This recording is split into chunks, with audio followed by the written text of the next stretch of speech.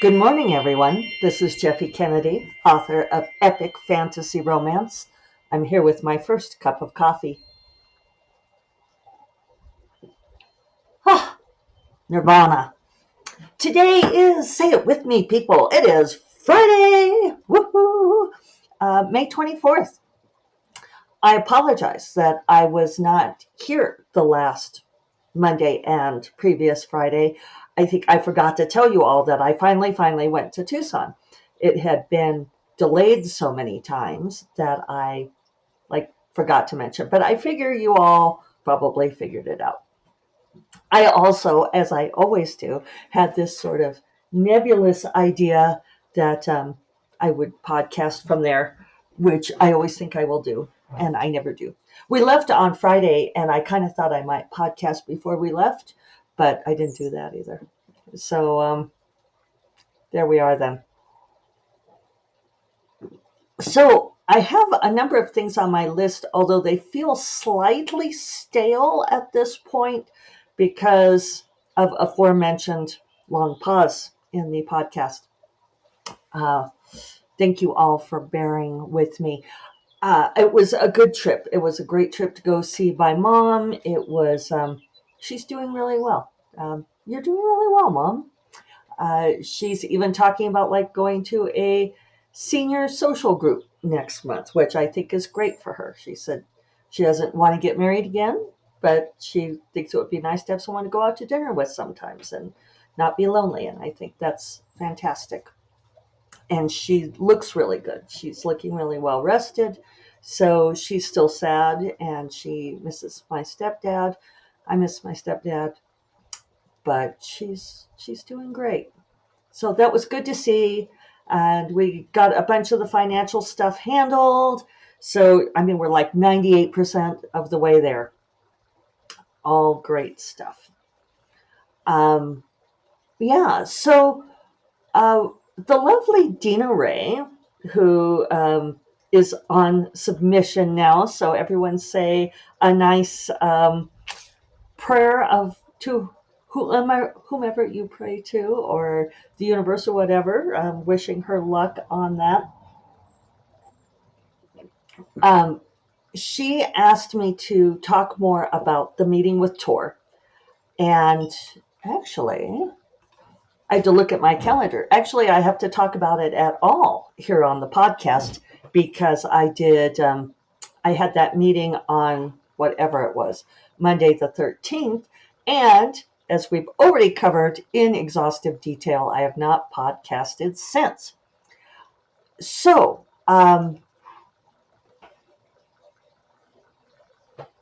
yeah. I'm sorry, I had to think about it for a second. The meeting with Tor. I met with editor Allie and her assistant Deanna and agent Sarah, and we had a Zoom interview, and we primarily talked about the second book that will follow Never the Roses. And Ellie is, I feel like this is open news now, going on maternity leave soon. And so I wanted to talk to her about what the premise would be, because I'm going to be writing this book while she's out. And she's being great. I think I did mention this. She's being great about she is not going to be available. She's not going to look at emails. She's not going to take phone calls, which I am in total support of. I really feel like it's important when you have those babies that you have to be there and present and focus on the babies and not be trying to do work too. But that means I'll turn this book in November when she comes back, and I won't really be able to talk to her about it. And so if you don't know, it is very common, almost, I want to say, standard practice when you have a contracted book, because Tora bought books 1 and 2 from me. Book 1 was already written. Book 2 is obviously not written. Very, very, very often, editors will ask for outlines of book 2 so that they can weigh in. And I adore Allie because she even said flat out, I'm not going to ask you for an outline. And I said, that's good, because it would be a lie. Because, in case you don't know, I mean, unless you're one of the two people out there who lives under a rock and doesn't know this about me, I cannot outline. I cannot pre-plot. It's not that I don't know how. It's not that I don't understand the principle. It's that this is not how my story brain works. I have to discover the story as I write it. What I can do is I can talk about it some. Um, and the oft given advice out there, which I may have given myself, it's certainly been given to me, is if an editor requires you to write an outline, that you write one anyway, you make it up, and then if you diverge from it, no one cares. I hear that a lot. Um, and I suppose it's true-ish in principle, but then it's like, well, what's the point? Why are you even doing this? It's like, to give them an outline so that they think they know where the book is going, but then you're just lying about it, because that's what it would be for me. It would be like, oh yeah. um, for those of you who have listened for a long time, you followed some of my process with writing the book that started out as the Amethyst Run, and then became First Order of the Fey Realms. I wrote the first, what did I write? I wrote about 27,000 words, close to 100 pages. And when we decided, and we went on submission with it, and we got a lot of interest, but people wanted the full manuscript. So I went and I wrote the full manuscript. And when I did that, the story changed considerably, because, and I haven't met many writers who say that that does not happen. But for me, it's like, well, then why bother having an outline to begin with? Because, even though everybody says, well, the story diverges for them, why not just go with that? Why not let it diverge and know from the beginning that that's what's going to happen? So, uh, so yeah. So Allie said, not going to ask you for an outline. She understands my process. We talked about it. And she's a really great editor that way, that she wanted to work within my process. So I had talked about the idea a little bit with Agent Sarah. Just there's some strategy involved. So one piece of strategy is that editor Allie had asked that book 2 not be a direct follow-on to book 1. Not a direct sequel, because she said that ties the success of book 2 to the success of book 1, which I can absolutely see. And sometimes that's good. If book 1 is super successful, then yeah, you get all that momentum on book 2. But if book 1 doesn't do what you want it to do, and you never know, right? Then book 2 gives you a second chance, right?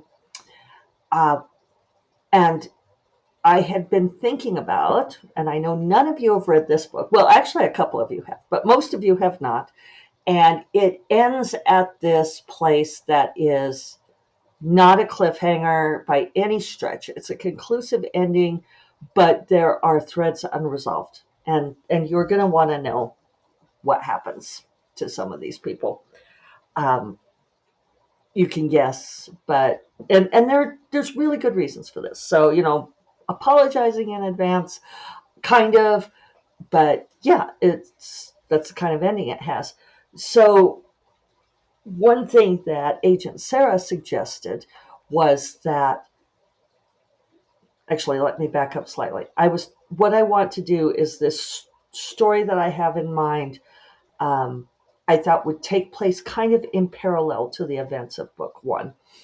And Sarah liked that idea, and she said, but don't tell us what happened to the people in book 1. They're going to overlap. They're going to intertwine. We don't know yet how much, right? Because this is how I write. But Sarah said, don't tell us too much about what happened to them, so that way everybody is really wanting the conclusion of that story, right? So we could sell Tor another book. So that's the strategy there. And editor Allie was great with this concept. We didn't put it to her exactly that way. Actually, Sarah did. I'll take that back. Sarah did. And Allie said, that's great thinking. So Dina asked me to talk about what it's like. I wrote down her wording. What it's like to talk about an amorphous idea. Um, and so one thing I'm going to caveat this at the beginning is I am pretty good at talking about amorphous ideas right now at this point in my career because, dear reader, that's all I ever have. um, and so what I did was I gave them pieces that I knew as a jumping off point. And I'm going to try to do this without spoiling the premise, in part for you, but largely for me. And this is, I think, an important thing to explore, discuss, is that sometimes over talking an idea can drain the energy from it. There are a few people I will talk to about my ideas. That group I absolutely trusted. Because I'd worked with Allie as an editor, because I've worked with Sarah for so long, and more important, they trust me. Um, they have confidence in my ability to make a story work, which is a really wonderful place to be at this point in my career.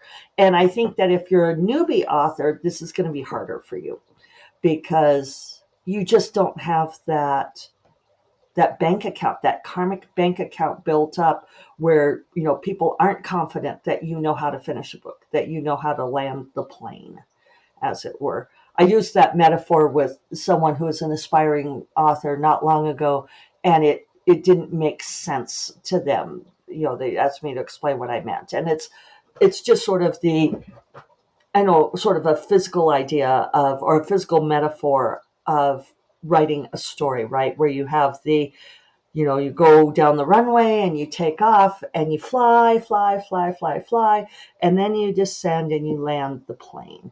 And some writers usually, okay, let me back up slightly. Every writer has problems with part of that process. Usually there is going to be one piece of that process that will make that it will be your eternal stumbling block. I suppose it can vary from book to book, but like there are some people who cannot start.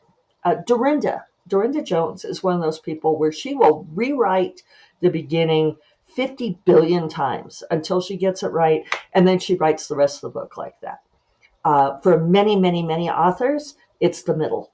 You hear people talking about the sagging middle. They lose steam, they lose momentum, they get bored. It's that cruising altitude that just does them in. Other writers cannot land the plane.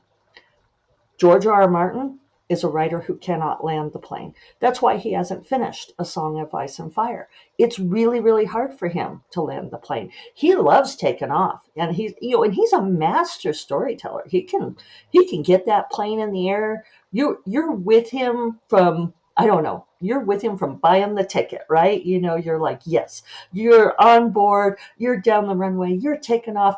He's great at cruising altitude, and like you fly all over into amazing worlds, but you ain't never going to land. And I say that with love, George. It's just, it's, it's hard. It's, everybody has a hard part with the process. And that was a little bit of a tangent, and I'm losing my train of thought. Oh, that they have confidence in me and that I can land the plane. What part of the process is difficult for me? I don't know. I think it might change with every book at this point. It's probably around, for me, it's like that, maybe getting up to cruising altitude. I can get down the runway and take off, but then maybe I have a bumpy taking off. It's usually like around that Act 1 climax I tend to spin. In fact, on Reluctant Wizard, I have gone back. I've hit Um, dun, dun, dun, dun, dun, dun, dun. I'm looking at the wrong page, wrong book. There we go. Yeah, I'm at 26,614 words. I've gone back to the beginning and revising to try to get my head around this story. And I've done that more than once. So, talking about the amorphous idea, for me, stories always start with character and situation. So I threw out there that here are the characters that I want to have, and it was all about the heroine. And I said, this is how I want her to be. This is her challenge. This is what she's the situation that she's in. This is how it plays into the politics of the overall world, because her particular situation is very pertinent to the politics of the overall world and to things that were established in Never the Roses. And that was about all I knew. And one thing I was very nervous about is that Never the Roses has big emotions in it. I think the assistant editor, Deanna, sorry, said that like she was looking forward to finding out how I was going to stomp on their hearts this time, which is intimidating, right? It's like, what if I can't stomp on your hearts? Which is funny, isn't it? Um, and so one of the things we talked about was, and I just said that flat out. I said I'm a little nervous about that because I'm feeling pressure. The first book just came out of me. I'm not sure this is something I can make happen. So as we were talking about the story, and they all really loved my premise, which was great, and Allie suggested, she said, "What if this time the the huge emotional piece is related to this kind of relationship instead?" And I went, ooh, and everybody did. There were a couple of things that I do love talking stories with people like that. They said, well, what if, because they said, well, what about romance, Jeffy? Because I hadn't mentioned romance at this point. And Ellie's, she's being very um, diplomatic with me. And she's like, is there going to be a romance? Because it is Bramble. And I said, yes. I said, of course, because it is Bramble and because it's me. I don't think I've written a book without a romance, with the potential exception of Prisoner of the Crown. But that's because the first book was about the trauma and the romance happens in the next two books. And I really regard that trilogy as being almost more like Lord of the Rings, but shorter, where it's really one arc. But I know some people have not wanted to read Prisoner of the Crown because it's all about trauma and not romance. But it's an important story. Anyway, uh, so so they said, what about romance? And I said, okay, so here is my very vague idea that this is I don't know who the hero is yet, but I have this idea that he would have this kind of romantic interaction. And they all really liked that. And Allie suggested, she said, well, what if he has this role in the world? And we all went, ooh.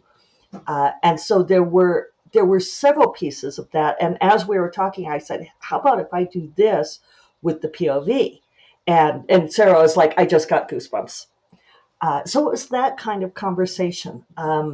You're talking with people who understand tropes and stories really, really well. And they had already all read this book and knew this book and the world and the characters well. So it was easy to have that kind of conversation. You're not always going to be able to have that when you're a newbie author. You don't have your track record yet. The people you're talking to may not have read your book and your world yet. So you're not going to have that same kind of harmony. But that's what you look for, is you try to find ways to focus on character and situation, what kind of tropes and trajectories there will be, how it's going to play out over time. And so, for like I can land the plane, but I don't know where the plane is landing, if we're going to extend the metaphor. So I don't know how this book will end. I'm not sure how it's going to work, but I'm super excited about the idea. And yeah, so there we are then. Happy to answer questions. You can hit me up on any of the social media if you want me to explain further. And otherwise, I hope you all have a fabulous weekend. And I will be here on Monday, even though it's Memorial Day in the US, but I have podcasts to catch up on. So you all have a lovely long weekend if it is for you. And I will talk to you all on Monday. You all take care. Bye bye.